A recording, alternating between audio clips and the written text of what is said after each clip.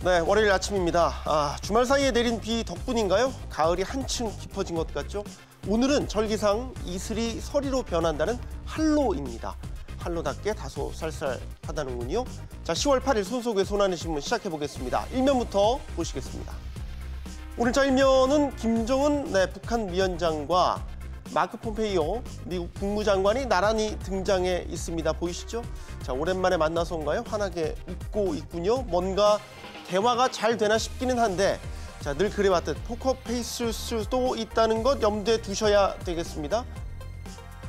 신문 한번 펼쳐보도록 하겠습니다. 먼저 경향신문으로 가보겠습니다. 경향신문은 폼페이오 장관의 워딩 그대로를 헤드라인으로 실었습니다. 함께 보시죠.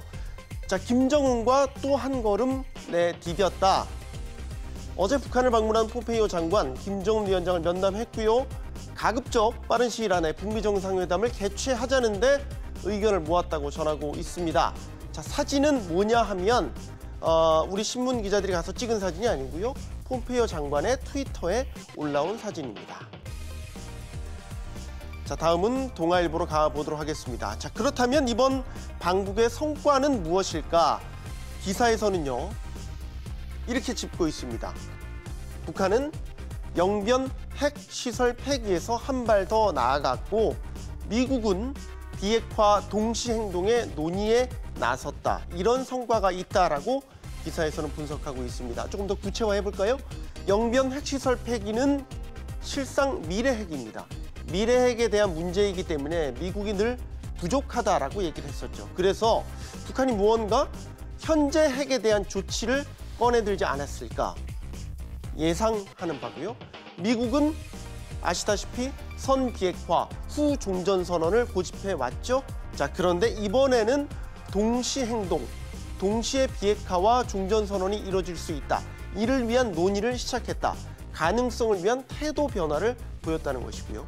자, 이렇게 되면 무언가 하나씩 주고받은 셈이 되는 건가요? 그러나 손에 잡히는 건 아직 없어 보이죠? 갈 길이 멀다라는 얘기도 나오고 있습니다. 자, 다시 동아일보로 가보겠습니다. 자, 어제 경기도 고양시와 서울 마포구 등 지역 일대에 사시는 분들은 아마 깜짝 놀라셨을 것 같습니다. 앞서도 전해드렸죠? 어제 오전 10시 56분경에요. 경기도 고양시 덕양구에 위치한 유류 저장 탱크에서 펑 하는 폭발음과 함께 화재가 발생했습니다. 당시 폭발음이 얼마나 컸냐면요, 지진이 난 것 같다라는 인근 주민들의 반응이 나올 정도였습니다. 사진 보시면 아시겠지만 정말 큰 불이 났습니다. 소방당국이 화재 비상 중에서 최고 단계를 발령해서 총력 대응에 나섰지만요, 이게 원유가 타는 것이기 때문에요, 한계에 부딪힐 수밖에 없었고요. 결국에는 남은 휘발유가 다 탈 때까지 두고 볼 수밖에 없었다고 합니다. 결국 다른 곳으로 불이 번지지 않도록만 막는 것만 해도 최선을 다한 것이었다고 하는군요. 다행히 화재가 옮겨 붙지는 않았죠. 자, 오늘부터 사고 원인 조사에 나선다고 합니다. 다음은 매일경제로 가보겠습니다. 경제 얘기 한번 해보겠습니다. 해외 경제 소식입니다. 남미 베네수엘라 얘기입니다. 남미 베네수엘라 경제 위기 맞고 있다, 여러 차례 들으신 바 있죠? 얼마나 심각하냐? 파탄 국면으로 치닫고 있습니다.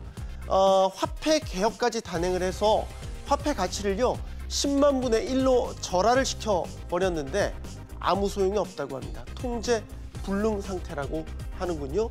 지금 베네수엘라 주요 경제 지표들이 이곳에 모여져 있습니다.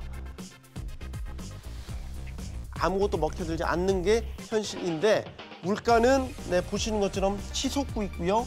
경제 성장률은 뚝뚝 떨어지고 있습니다. 두 자릿수로 떨어진 지 오래죠. 자, 그 옆에 사진을 또 주목해서 보실 필요가 있겠습니다. 베네수엘라 국민들은요, 지금 극심한 경제난에 고국을 등지고요, 보시는 것처럼 나라를 떠나고 있습니다. 페루 국경을 넘고 있는 베네수엘라 국민들의 모습입니다.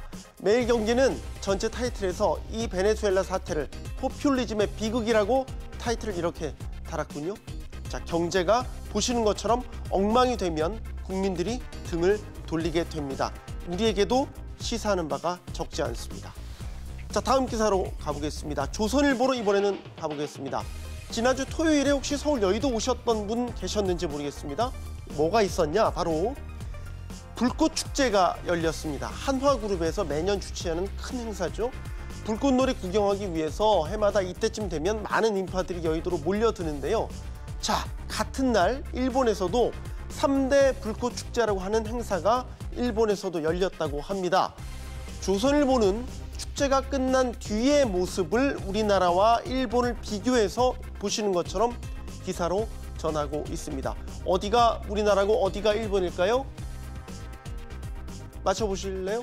네, 왼쪽이 대한민국의 모습이고요. 오른쪽이 일본의 모습입니다.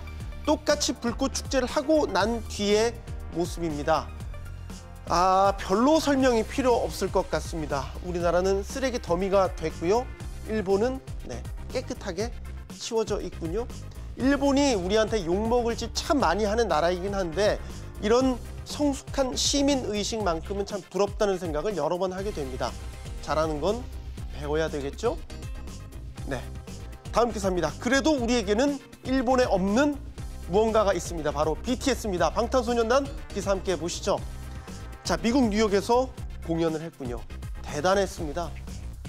전율이 느껴지십니까? 사진만 봐도 저는 전율이 조금 닭살 돋았는데요.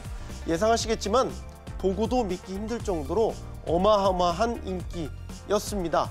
뉴욕시가요, 지하철을 연장 편성해야 될 정도로 정말로 많은 인파들이 몰려들었다고 하는군요. 무대 앞자리 잡으려고요. 사진 아래로 내려주세요, 감독님. 아래 사진입니다. 네, 여기가 해변가가 아닙니다.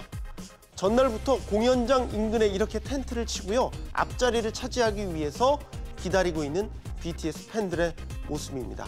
대단한 청년들 BTS에 박수를 보냅니다. 자, 소속의 손할 신문 오늘 여기까지입니다.